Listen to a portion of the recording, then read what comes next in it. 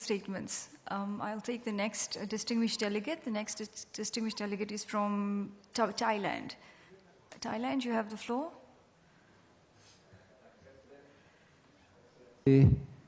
Distinguished delegates, at the outset, my delegation wishes to congratulate you on your election as the President of the 52nd session of the Asian African Legal Consultative Organization.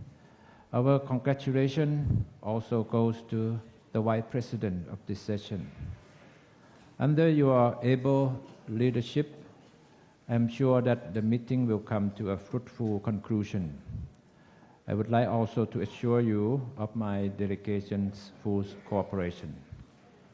We also would like to express our sincere appreciation to the Secretary General of ALCO and the ALCO Secretariat for the excellent preparation and arrangement for this 52nd annual session.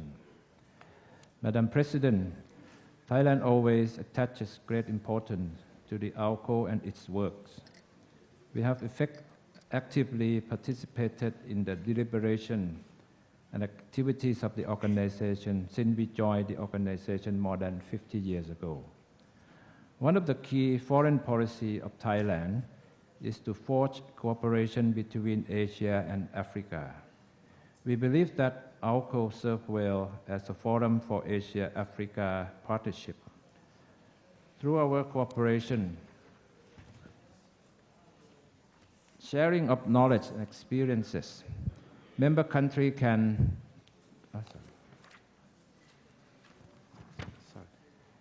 benefit from learning from one another's experiences, both success and shortcomings. In this connection, I am pleased to inform you that the Royal Thai government has recently launched the Thai African Initiative in order to strengthen partnership between Thailand and African countries. We believe that there are more opportunities and potential to be tapped between the two continents in order to foster trade and investment, as well as forge political and people-to-people ties. As a first step towards this goal, Thailand plans to host a high-level dialogue between Thai and African leaders in Thailand in February next year. The forum is aimed to share experiences and exchange views on the way forward between Asian and African countries. Madam President, regarding law of the sea, Thailand has always played an active and productive role since the time of negotiation process of the 1982 Convention. Having been one of its original creators, Thailand signed the UNCLOS in the same year of its adoption in Montego Bay, Jamaica, and has now become a party to the Convention. Thailand's relevant currently working closely to accelerate the implementation process of the UNCLOS and to ensure that its implementation is undertaken in a coordinated and comprehensive manner. In the field of environment and sustainable development, Thailand has been actively participating in the works of this field in different fora. The Millennium Development Goals, or MDGs, have been an important device for better livelihoods for millions of people.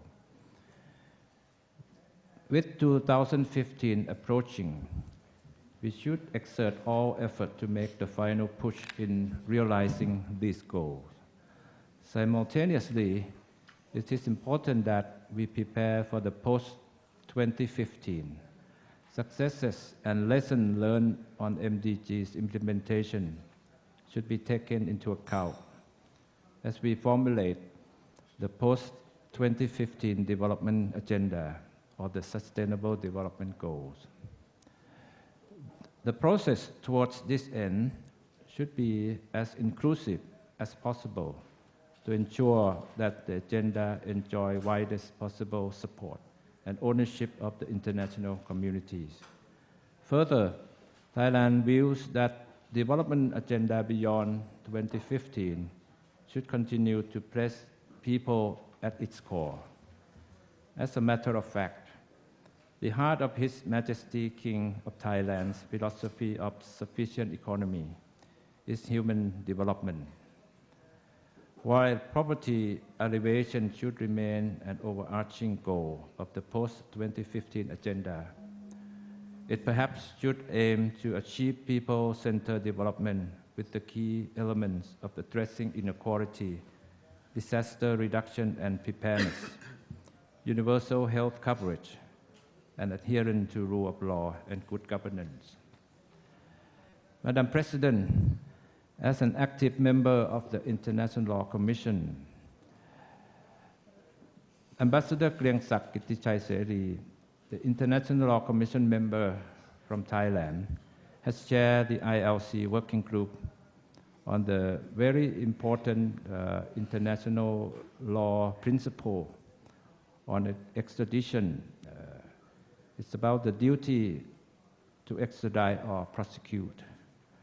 Also, we are of the view that the work of the ILC should take into consideration both interests of developed and developing countries. In the ILC process of codification and progressive development of international law, my delegation views that the deliberation we have in this forum will help shape the development of international law in the direction that is in line with the interests of Asian and African members. Madam President, combating corruption is a priority agenda for Thailand.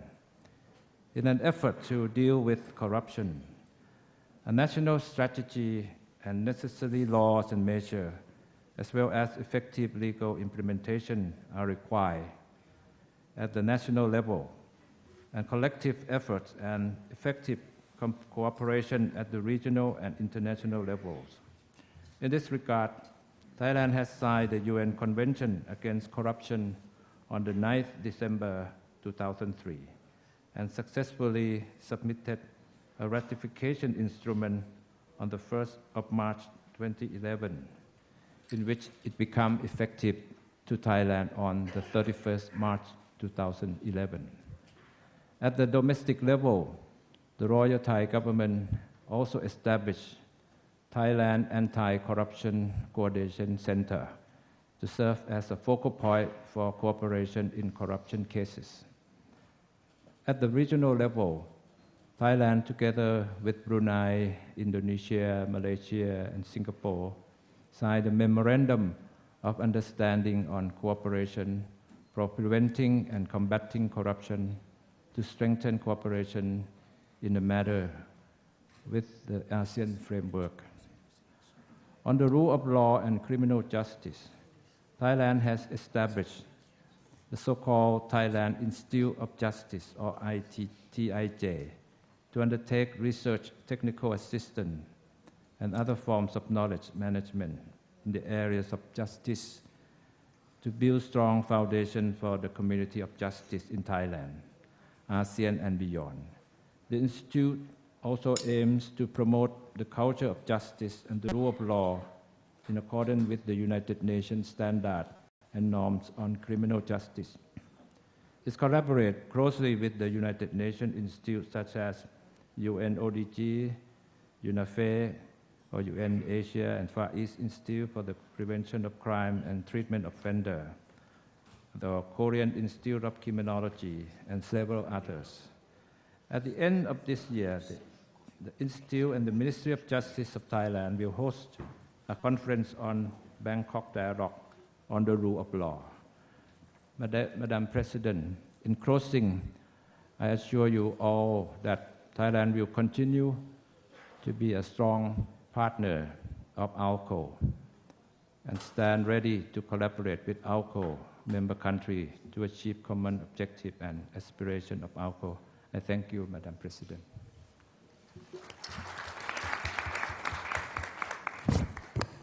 Thank you, Thailand. I call on the next speaker from the Democratic People's Republic of Korea. Madam President, Your Excellency, Professor Dr. Rahmat Mohamad, the Secretary General of ALCO, distinguished delegates, allow me first of all, on behalf of the DPRK delegation, to extend my sincere congratulations on your election as the president of the 52nd annual session of ALCO. I expect this session will surely proceed with great success under your able and seasoned leadership.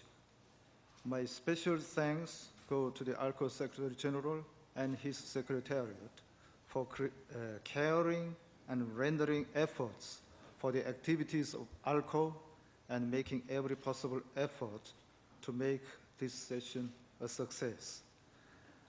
I also wish to take this opportunity to express my gratitude to the Indian government for providing with warm hospitality and conveniences to the delegates of this conference. The Asian African Legal Consultative Organization, ALCO, as the only intergovernmental forum where member states exchange ideas and views on major international legal issues, has been making a remarkable contribution to the codification of the international law. It has to be noted that ALCO, in conformity with its noble mission, has played a positive role in strengthening exchange and cooperation among member states and in helping member states understand and coordinate their stance on important global and regional legal issues. Particularly, ALCO has successfully represented and defended the stance and interests of its member states in major international bodies like United Nations and lifted the Afro-Asian influence and voice on the discussion of international legal issues by establishing close cooperative relationship with relevant international organizations. The DPRK government highly appreciates the activities and successes of ALCO achieved for the progressive development of international law. Madam President, I would like to take this opportunity to state the principled stance of the DPRK government on some issues to be raised at this session. Firstly, our organization and member states should pay a due attention to the present-day reality that the principles of international law are ignored and sovereign rights and interests of the developing countries are trampled down due to the unilateral acts of high-handedness and arbitrariness of some countries.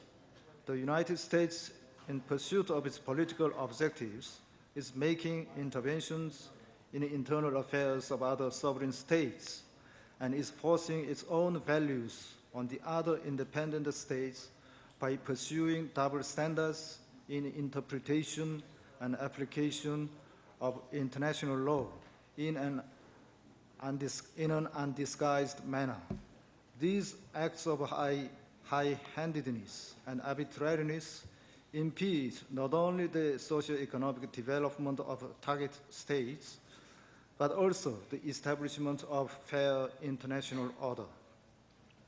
Politically motivated military invasions and mass killings of civilians in Iraq, Afghanistan, and Pakistan committed by the US are the examples of state terrorism and the extension of high-handedness and domination which causes the vicious circle of terrorism. The recent interventionist attempts waging out of the UN system and against the rule of international law on the internal affairs of Syria are clearly illegal and unlawful acts that cannot be justified whatsoever. In today's world, the jungle law cannot be accepted, and the developing countries should never tolerate their sovereign rights and interests are infringed upon. Secondly, a legal regime should be established as soon as